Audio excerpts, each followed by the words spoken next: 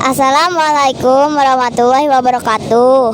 Para sahabati rahimakumullah, saya Benazir.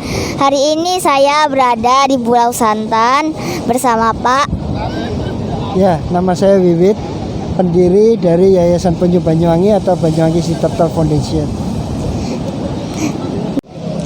Bapak, kalau boleh bertanya, apa saja kegiatannya Bapak tentang pelestarian penyu ini?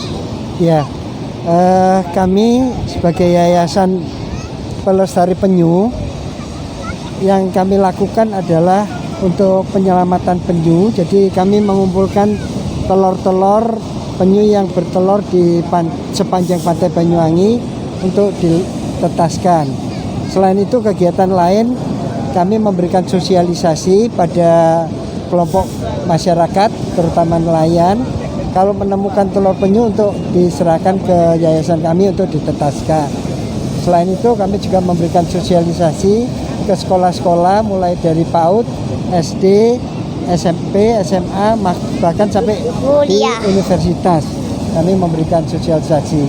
Nah, untuk kali ini, untuk penetasan telur penyunya, kami mempergunakan teknologi baru yang kami buat, yaitu penetasan dengan instant box, singkatan dari inkubasi buatan, disingkat instant box. Nah, itu penetasan itu lain dengan yang biasanya. Kalau biasanya kami taruh telur-telur penyunya dalam pasir, kalau ini kami taruh telur penyunya di tabung, jadi tanpa pasir, dan kita bisa atur temperaturnya sesuai dengan apa yang kita kendaki. Nanti penyu menetas jantan yang bisa langsung, mungkin nalurinya ya.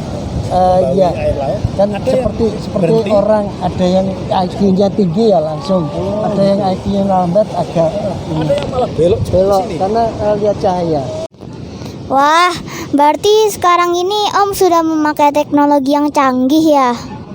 Ya, karena kondisi alam yang sudah tidak bersahabat, pemanasan global yang akan mengakibatkan penyu-penyu nanti akhirnya punah. Jadi Om mencoba membuat alat inkubasi buatan dengan teknologi yang lebih bagus hingga penetasannya bisa di atas 90%, dan lagi bisa menentukan jenis kelamin. Itu yang penting karena satu penyu betina itu membutuhkan 4-6 ekor pejantan. Jadi kalau semua menetas betina, akhirnya penyu dalam waktu singkat akan punah. Itu maka itu Om membuat inkubasi buatan instant box ini. Wah, saya sebagai anak Indonesia sangat mengapresiasi alatnya Om. Ya, nanti Om share untuk video-videonya tentang instant box dan Yosi box nanti supaya bisa juga bersama diupload ya. Terima kasih. Baik Om. Terima kasih ya Om bincang-bincangnya. Terima kasih. Jangan lupa like, comment, share, and subscribe.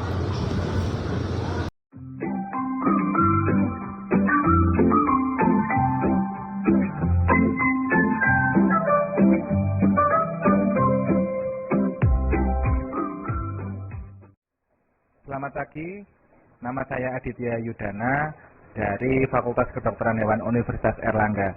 Kesempatan kali ini saya akan memperkenalkan tim yang sudah membuat teknologi terbaru, yaitu inkubasi buatan khusus untuk penyu atau dinamakan instant box. Di samping kiri saya ada Bapak Wiyanto Haditanoyo atau akrabnya disapa dengan Pak Wiwit. Beliau adalah penggagas, ide, konseptor sekaligus founder dari Yayasan Penyu Banyuwangi atau Banyuwangi Citatal Foundation. Di sebelah kirinya lagi ada Pak Dodik Purnomo dan juga Pak Tommy Kemal Pasha. Beliau adalah desainer sekaligus perancang untuk alat yang kita namakan instant box. Instant box ini memiliki banyak sekali kelebihan yang mutakhir, yaitu yang nomor satu adalah bisa menetaskan telur penyu tanpa menggunakan media pasir, sehingga bisa meminimalisir kontaminasi bakteri maupun jamur. Yang kedua, instant box mampu mengatur suhu dan kelembapan yang bisa disetting secara otomatis, terutama untuk menetaskan tukik berjenis kelamin jantan maupun betina. Ini adalah hal yang sangat penting karena akibat dari pemanasan global saat ini banyak sekali tukik yang menetas berjenis kelamin betina, sehingga terjadi ketidakseimbangan populasi penyu di alam. Dikarenakan satu ekor penyu betina membutuhkan 4-6 ekor pejantan untuk membuahi telur-telurnya dalam satu musim bertelur. Kelebihan yang nomor 3 yaitu kapasitas intan box ini bisa menampung hingga 600 butir telur penyu. Dan kelebihan yang keempat, dilengkapi fitur CCTV untuk memantau perkembangan telur selama masa inkubasi dan bisa dipantau secara online lewat smartphone. Nomor 5, desain box yang kompatibel untuk digunakan di berbagai tempat dan berbagai macam kondisi. Nomor 6, Intan Box merupakan inovasi teknologi dari anak bangsa yang bisa digunakan secara global untuk mendukung upaya konservasi penyu sebagai satwa yang dilindungi. Spesifikasi dari Intan Box ini adalah yang pertama sebagai box tempat penetasan. Box yang ada di samping kiri saya ini terbuat dari bahan yang didesain agar kedap terhadap perubahan suhu di luar ruangan, sehingga suhu di dalam box inkubator akan tetap stabil. Dan yang nomor 2 adalah box control panel. Box control panel ini dilengkapi dengan relay automatic yang berguna untuk mempertahankan suhu dan kelembapan di dalam box, sehingga proses inkubasi dapat berjalan dengan stabil. Yang ketiga adalah kaca jendela. Kaca berpenutup yang bisa dibuka dan ditutup, sehingga berguna untuk memantau kondisi telur selama proses inkubasi berlangsung. Yang nomor 4 adalah tempat inkubasi telur. Di dalam Intan Box ini terdapat tabung yang berfungsi untuk meletakkan telur penyu, yang sebelumnya sudah kami berikan perlakuan berupa antimikrobial yang berbahan dasar herbal. Yang nomor 5 adalah air humidifier. Di sini terdapat di bagian tengah box inkubator adalah air humidifier yang berfungsi untuk menjaga kelembapan dalam ruang inkubasi sesuai dengan setting awal atau yang dikehendaki. Dan nomor 6, box ini dilengkapi dengan peltir yang terpasang di masing-masing sisi, berfungsi agar suhu dalam ruang inkubasi tetap dingin sesuai dengan yang disetting awal atau yang sudah dikehendaki. Nomor 7, dilengkapi dengan lampu pijar. Lampu pijar ini berfungsi agar suhu di dalam ruang inkubasi tetap hangat sesuai dengan setting awal atau yang dikehendaki. Nomor 8 adalah dilengkapi dengan CCTV yang terpasang di dalam box inkubator. CCTV ini berfungsi untuk memantau kondisi telur penyu yang diinkubasi secara real time dan bisa dipantau secara online. Dan nomor 9, ini yang paling canggih dan mutakhir, yaitu dilengkapi dengan Hobo Data Logger. Alat ini merupakan hibah dari Kementerian Kelautan dan Perikanan atau KKP yang berfungsi untuk mencatat parameter kelembapan dan suhu dalam box inkubator secara otomatis, akurat, dan real time, sehingga sangat kompatibel apabila nanti kedepannya diaplikasikan sebagai alat untuk menunjang penelitian. Dengan adanya formulasi zat aktif antimikroba ini, diharapkan aplikasinya di dalam tabung yang nantinya akan kita fungsikan pada bagian dalam inkubator buatan, maka harapannya adalah pertumbuhan atau kontaminasi dari jamur bakteri tersebut akan bisa dihambat sehingga proses dari inkubasi telur-telur penyu akan berjalan dengan maksimal. Berikut ini adalah hasil yang signifikan dari penggunaan Intan Box sebagai media inkubasi. Dapat dilihat melalui video yang kami beri judul proses perkembangan embrio penyu hijau Selonia midas pada umur 38 hari yang diobservasi melalui metode candling.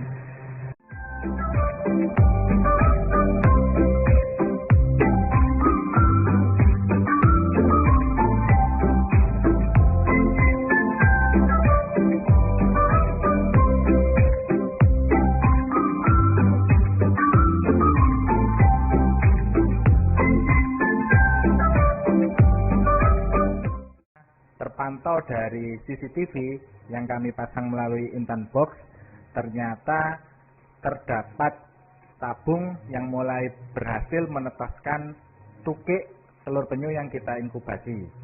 Mari kita akan melihat bagaimana kondisi tukik hasil tetasan di dalam Intan Box ini.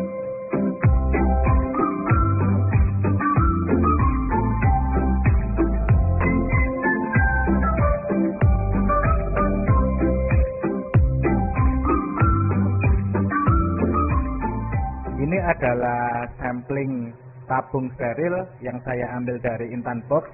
Terlihat di sini satu tub atau tabung ini kami isi 7 butir telur penyu dan sekarang terlihat menetas semua.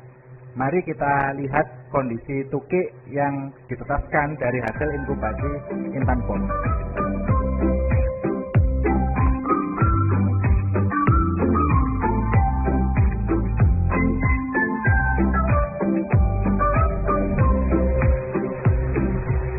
Berikut adalah salah satu kondisi tukik hasil penetasan Intan Box. Bisa kita lihat di sini kondisi karapas maupun plastron normal, tidak ada kecacatan, geraknya pun aktif, dan tukik ini menetas pada usia inkubasi 53 hari.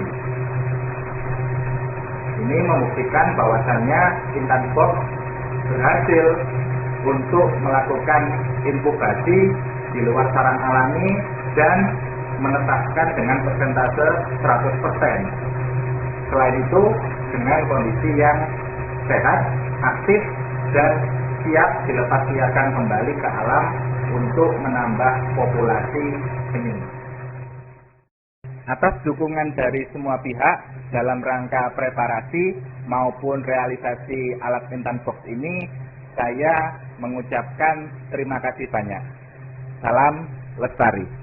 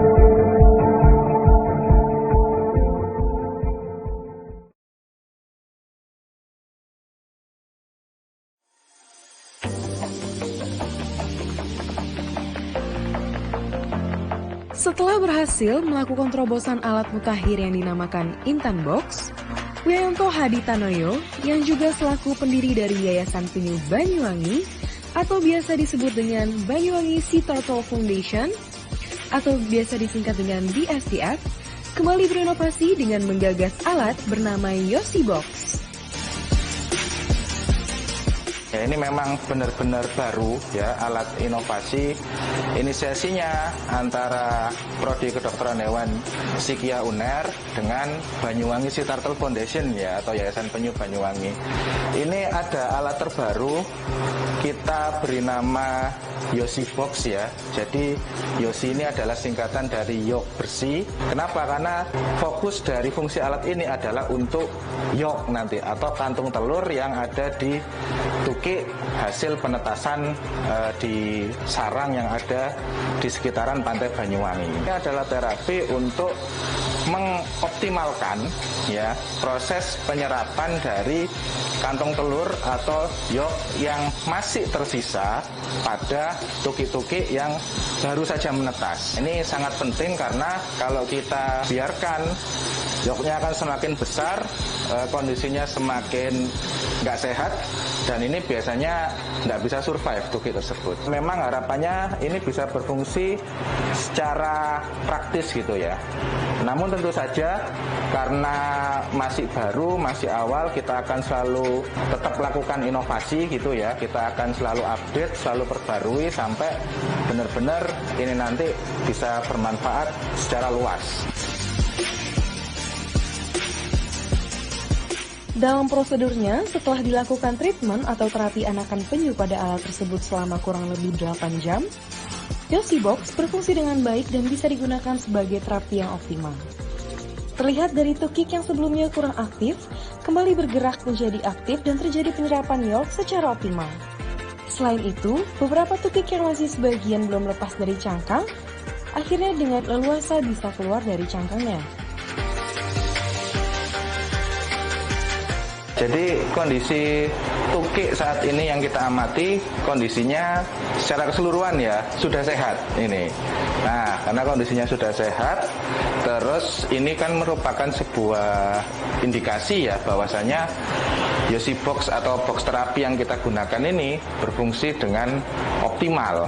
Kebetulan kita mendapatkan hasil yang menarik ya menurut saya ya, dan ini sebuah terobosan juga karena selain kita lihat kondisinya secara keseluruhan sudah sehat, terapi untuk bisa melakukan penyerapan yok yang masih di luar kemarin itu ternyata dalam hitungan jam ya, kurang lebih kita hitung kemarin datanya 8 jam mulai terjadi penyerapan.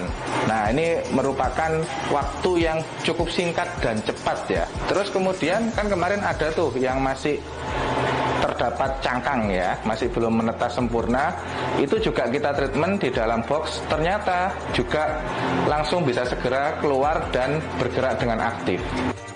Wah, sangat luar biasa sekali. Kemudian dok, apakah untuk tukik tersebut sudah bisa langsung dikembalikan ke habitat aslinya? Secara observasi keseluruhan itu memang sudah bisa ya, karena yang pertama tadi yok sudah hilang, sudah rata ya bagian plastron ini. Yang kedua kita lihat respon dan aktifnya tuki itu sendiri ya. Ini kita akan observasi dulu, kalau tidak ada masalah dari segi pergerakan, respon dan lain-lain ya, berarti parameter tersebut menjadi indikasi kita bahwa tuki tadi sudah siap untuk dilepas liarkan. Jadi sudah bisa, ini sudah siap, kurang dari 24 jam ternyata berhasil, ya sudah selesai, kita nanti akan lepas liarkan ke laut kembali. Dari terciptanya Yosi Box ini, tentunya terdapat harapan agar Yosi Box dapat terus dimanfaatkan untuk penelitian dan juga bisa dijadikan rujukan oleh para penggiat konservasi penyu. Sehingga harapannya proses penyembuhan bisa segera tercapai dan juga tukik-tukiknya bisa kembali dilepas liarkan ke habitat alaminya.